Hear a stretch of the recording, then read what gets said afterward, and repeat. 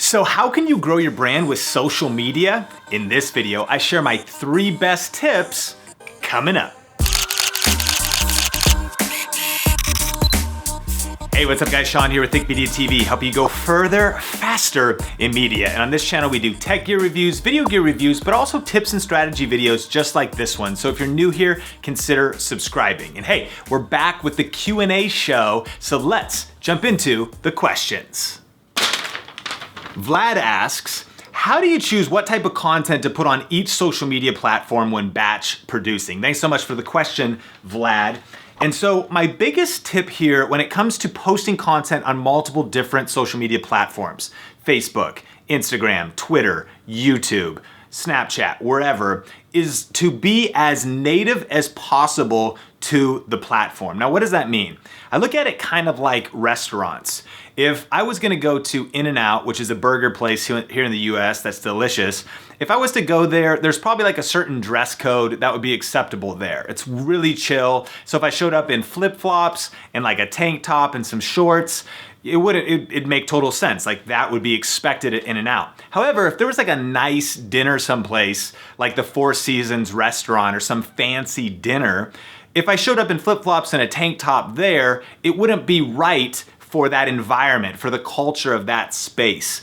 And so I think about social media kind of in the same way, that you want your content to be dressed right for the platform. And so that could be practical, just like YouTube can take HD content and widescreen video, whereas actually a lot of studies are showing that square videos or even longer videos that are, the resolution of your phone are working best when you upload those natively to Facebook, because that's the way people are consuming the content is on their mobile phone.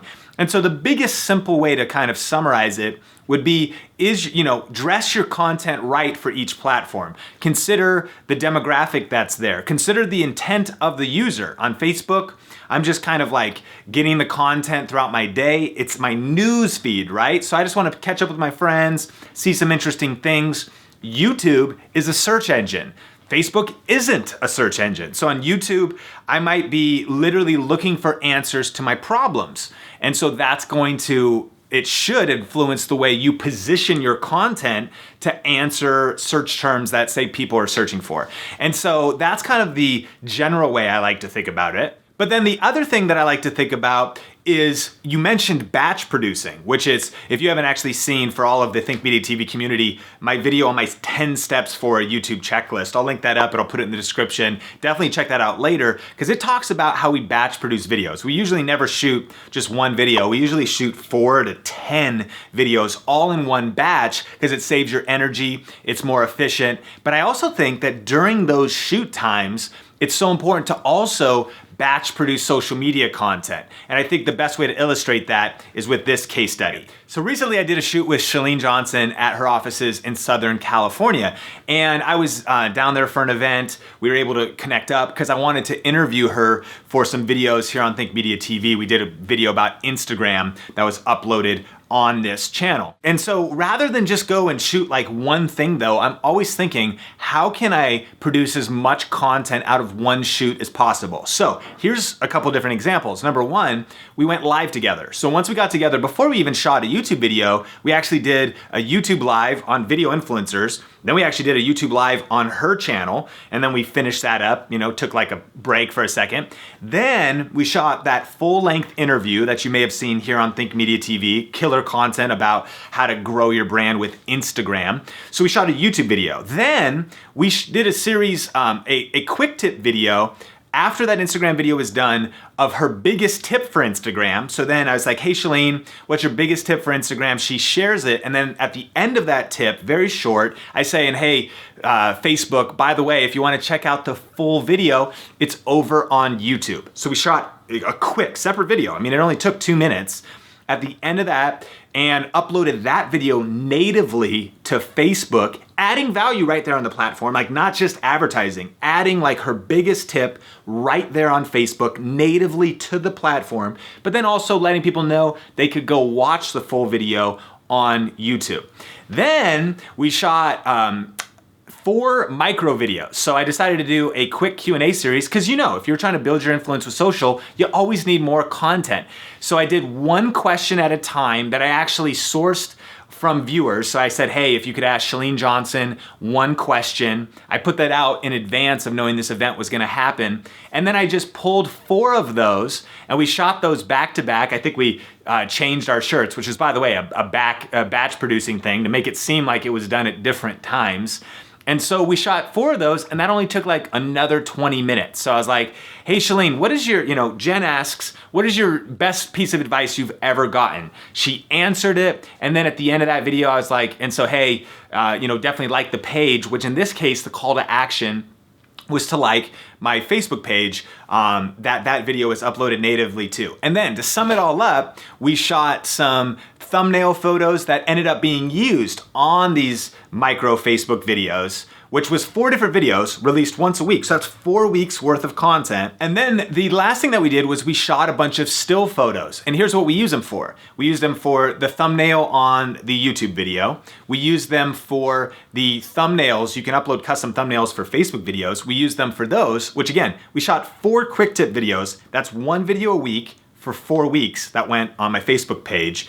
And then we also use those thumbnails for like Instagram or Twitter to link back. So you have a variety of different content that you can DJ to different platforms on social, all out of that one shoot. And here's what's crazy, is that entire shoot was like less than 2 hours total. And it ended up being actually 2 different YouTube videos, 1 on Video Influencers, 1 on Think Media TV, 4 native Facebook videos that were separate quick tips, a Facebook video that promoted each of those videos, a bunch of photos that promoted all of that content together. So here's the bottom line, and that might kind of seem like, my gosh, that seems crazy. But when you do that much heavy lifting all in one shoot, for weeks later, you have all of this content that you can just DJ out to different social media platforms that's organic and native for each platform.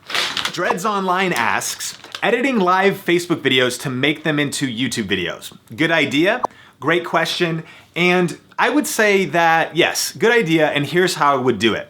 So if you're gonna shoot some Facebook Live videos, typically, and we did a video about this, we'll link that up on the YouTube card and put it in the description below. There's a lot of different things you wanna do in it. And one of them has to do with, greeting your audience, saying, hi, Sally, hi, Rick, hi, Timothy. And then eventually though, you wanna get into the content. So if I was shooting my Facebook Lives with the intent of eventually uploading that content onto YouTube, what I would do is greet people in the beginning, maybe greet people and do Q&A at the end. But once I start my content, I would shoot it with the intent knowing that it's gonna be edited later into a YouTube video. So let's say I was gonna, just teach 5 points about something.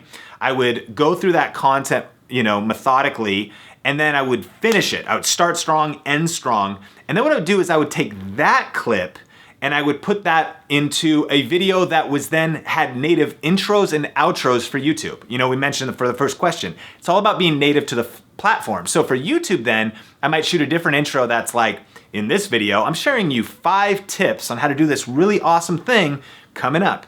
And then I'd say, hey, Sean here, definitely subscribe because that's language that's relevant to YouTube. And then I would cut to that content in the middle, and then I would shoot something at the end that says, hey, subscribe here on YouTube, hit the like button. Again, that's all native for YouTube. So if you did your Facebook Live on your phone, you could just shoot those intro and outro with those a few call to actions and things, to put in front of it and behind it, edit those clips together, and now you've got a solid YouTube video that's not gonna make people feel weird when they're just realizing like, wait, this was just uploaded for somewhere else. Why is the person greeting people who aren't here? Why are they talking like that? And so again, the principle is that you wanna be native to the platform. So always be thinking about how you can organically be dressed right for the platform that you're gonna be delivering that content on. And Anna asks, I'm a stay-at-home mom and I recently joined an MLM company to help financially. Would love to know your advice to reach more people and potential customers through social media and how to improve visually what I share on my social media accounts, mainly Instagram and Facebook, and how I could use YouTube as well. Thanks so much for the question, Anna. The first thing that I would do, you already mentioned the platforms that you're on, but for everybody watching, I would always ask this question, where is your target audience active the most? as far as what social media platform. So if it was kind of crafting, if it was a more female demographic, then Pinterest is like a super relevant platform for you.